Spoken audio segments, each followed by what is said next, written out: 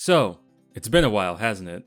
Around 2 to 3 months ago, Multiversus was relaunched after almost a year of going offline. To extremely TLDR the backstory of Multiversus, back in the summer of 2022, Multiversus launched in an open beta format to massive success and high player numbers, even winning an award for Best Fighting Game of the Year at that year's Game Awards. But soon enough, the honeymoon phase subsided, and the game's core issues became too apparent for players to ignore, leading the game into a downward spiral. A spiral so bad that they eventually shut down the game, with the devs promising to come back with a better one. Fast forward to March of this year and they announced the game is coming back, with a launch date of late May. Fast forward again to that fateful day of May 28th, where the game would officially launch with Season 1, and if you looked around the internet, it's easy to see what people thought and still think about it. Season 1 of Multiversus was an absolute mess, and that's putting it lightly, with almost too many issues to mention, but to touch on a few of them: greedy monetization, online matches that were more unstable than my attention span, bugs and glitches out the ass, bare-bones UI,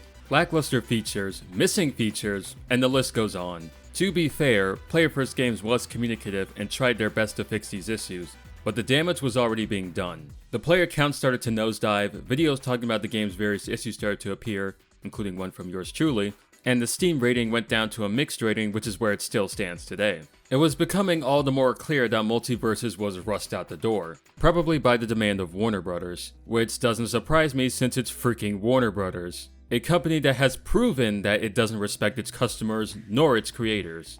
But despite all these glaring issues that would kill any game, Multiversus was still able to function through most of Season 1, and Player First Games was trying to fix the game to the best of their abilities, which, thanks to player feedback, did give some hope that Season 2 was going to be a massive improvement. So now that Season 2 has been out for around a week at the time of recording, how does Multiversus fare now? Does it still suck? Or is it actually a game I can recommend to people? Let's find out. Prepare yourselves! But before we talk about Season 2 proper, I want to discuss the changes and updates Season 1 brought to the table after my first video was made. This isn't a comprehensive list of everything, but just the notable things I personally remember. During the beta, experience points earned during the battle would go towards the battle pass. This was absent in the first couple days of Multiversus relaunch, but was added back in as a hotfix. In my previous video, I mentioned this as a big W of sorts, but what I comically failed to realize that it was just measly 5 XP. Thankfully, this was later changed to be a more respectable 25 XP per match.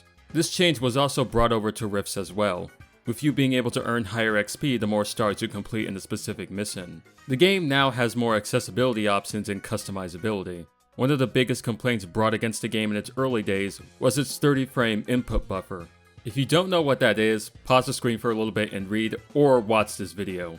TLDR, most players didn't like this, but now you can customize the input buffer to your choosing, along with other stuff like team colors. End of match stats are now available to view. If you lose a match in Rift mode, you can immediately retry. Now when you visit the shop every 24 hours, the game will give you a free item. And lastly, Agent Smith was finally made available for those who had the ungodly patience to slog through the Rift modes. And you know what? Let's rant about Rift modes for a bit, shall we? In my previous video, I honestly went too easy on Rift modes, and also just other aspects of the game in general. I felt I did that mostly because at the time, I didn't fully engage or understand the systems at play. Now after spending more time playing Rifts and seeing other people's videos talking about them, I can now conclude that Rifts are a mediocre slog filled with questionable design choices. Let's start with the difficulty tiers. In order to unlock higher Rift levels, you need to have your gems leveled to an appropriate amount. How do you do that? Well, there are a few different ways, but for this section I'll stick to one method. Every 24 hours, Rifts will have these gem rewards on specific nodes. If you complete said nodes, you'll get gem XP. But here's the kicker. Once you get all the gem rewards in a specific Rift, that's it. You have to wait another 24 hours to do it again. So it's a time gate. And to add to that, if you want to level up your gems effectively, you need to do it on the higher difficulties, as the lower difficulties will give you jack all. I didn't know about this until near the latter half of the season, so that was a neat surprise. I'm pretty sure you can already see the issues with this setup. Not only are you time gated from progression, but you also need to have an average amount of gems at a specific level to even get to the higher difficulties. You can't just have one level 4 horror gem and be on your merry way. No, you have to level a majority of those horror gems up. And by the way, don't buy these gem XP boosters in the store. From what I heard, they barely do anything. total ripoff. Going back to the higher difficulties, these are just tedious. It's just the same missions again, but with the AI being harder. And starting around crushing difficulty, the opponents become damage sponges and then they can kill you back in less than 3 hits. It was at this point where I just gave up on trying to get Agent Smith early because all these factors start to pile on top of each other. And I decided for myself that it just wasn't worth it. Which sucks because Agent Smith is actually really fun to play as. Well, the few times I was able to play with him since at the time of recording, I haven't purchased him, and more on that later. So those were the noteworthy things that happened after my video was released, or the ones I can only be bothered to mention. So, what has Player First Games been cooking up for Season 2? Well, let's get into that. In terms of new playable characters, we have Samurai Jack, who was made available at the start of Season 2, and Beetlejuice, who is expected to come sometime later down the line. Overall, I think these are pretty good picks, though Samurai Jack was sort of a given at this point, and also his banner image leaked like a week before his Evo trailer dropped. So there were no surprises there. Leaks and Multiversus go together like speedrunners and autism. Also, if I remember correctly, the only way to get Jack is through the battle pass, so... But that aside, Jack as a playable character is honestly really fun to use. His sword moves can put a lot of pressure on opponents. He also has this focus ability that when maxed out can do massive damage and has some bonus properties. I like the attention to detail of how his crouching animation is actually a mechanic. Really neat stuff. That's one of Multiversus' greatest strengths, its love of the source material, Jack's costumes being a reference to Season 5, and his water beetle dance from episode 36 of Season 3. I hope Jack gets that rave outfit he had from that one episode of the show. That would actually be pretty funny. Certain characters this season got some new skins, like Garnet and her colony getup from this picture and flashback episode in Season 4. Steven has his pink diamond outfit from the latter half of Season 5, and Rick and Morty have their mech suit outfits for Season 4 of their respective show. I'll still stand by that the cosmetics in this game are actually really sweet, and I overall appreciate the customizability. But I don't think I'll ever get any of these outside of the Battle Pass because these prices are still too damn high. The monetization still hasn't changed much since the last video, and honestly, I'm not surprised. No matter how much I like BMO, her voice pack is not worth 600 Gleamium. Thank you very much. So, with a new playable character, comes a new rift. During EVO, the devs stated that they wanted to change the way rifts and events were done. This time around, there will only be 4 rifts this season along with only 1 gem type. Unlike last time, there won't be any characters locked behind rifts. Instead, you'll be completing these mini challenges that are only 2 tiers, at least for right now. From playing on the experience path of the rift, you can unlock rewards on the path of the samurai challenge tier thing. Whatever. At the end of this, you get a medal. This medal can be used to buy anything within the medal shop, which can include characters and even skins. So in a way, it's kind of like character tokens from the beta. Missions have also changed. One of the major problems with missions during Season 1 was how tedious they could be to complete. Being incredibly hyper-specific, like win 3 matches with a Matrix skin using an Adventure Time character, or using Joker's pogo stick. Which, if you didn't have either of those, well, tough pay up or shut up. This time around, missions are a lot broader, and from what I've seen, most character-specific missions are completely gone. Last but not least is ranked mode. If you played any competitive game, you probably know how this works. You start off with a low rank, and if you win, you gain rank points, and once you reach a certain threshold, you get to a higher tier. From silver and onward, you can gain various rewards like exclusive Jack skins and some badges and banners. From the outset, all of these new additions and tweaks seem to be a net boon for the game, and I would agree to some extent. I appreciate the devs listening to feedback and trying to make the game a much more comfortable experience. But since this is Multiversus, the monkey's paw has to crease. As despite all of these changes, I still think Multiversus is far from feeling like a fully released game, as the game still has issues both big and small. Starting with the rifts. While I appreciate the effort into making these less tedious, we still have missions that require specific attributes like characters wearing sports attire.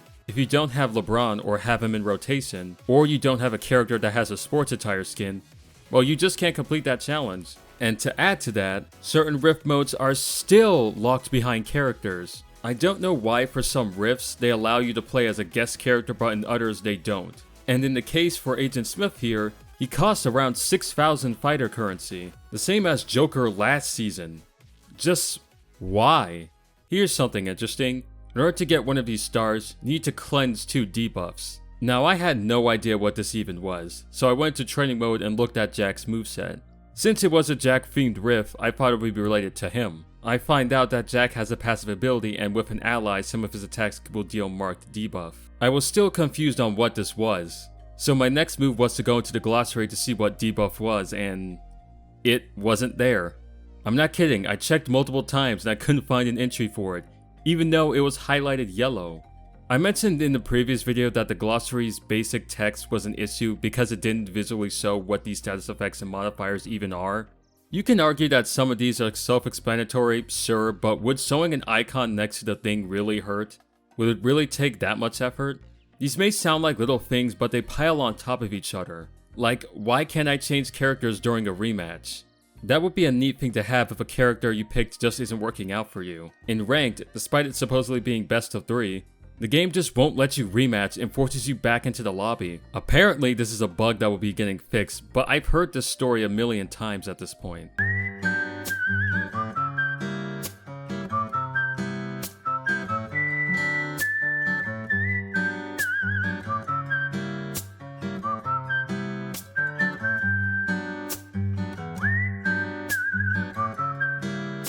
Whenever this game has some sort of update of any kind, something just ends up breaking. For example, I recently begun encountering this glitch where instead of playing the character's losing or winning animations, it instead defaults to their starting poses. Now, I originally thought this was an intentional change as I first witnessed this with Jack and Agent Smith, who are doing their normal idle animations. But I came to discover this with other characters that either loop their animations in awkward ways or just completely stand still, like they're frozen in time. This happened in both Rifts, normal play, and even ranked mode. I'm sorry, this game just feels so unpolished. Like, despite in the render showing Finn with eyebrows, his eyebrows disappear right here. Apparently he does have those eyebrows when performing moves, but it's just a weird inconsistency. Or Wonder Woman's wings just disappearing.